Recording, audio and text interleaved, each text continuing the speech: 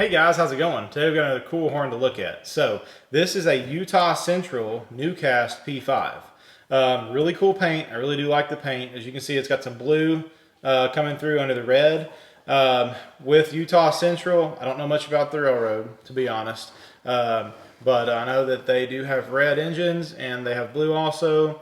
And the person I got this from said it was Utahcentral. So I've done a little research and talked to them, and I'm pretty sure it's Utahcentral.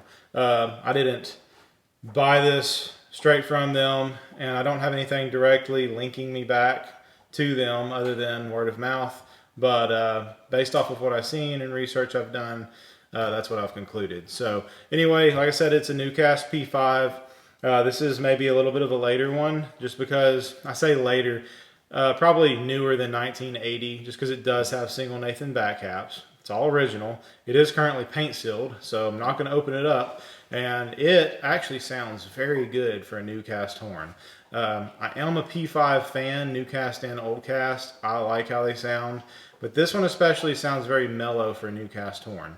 So let me know in the comments what you think about this. I know there's a lot of people who don't like the P5s, but let's see what you think about this one.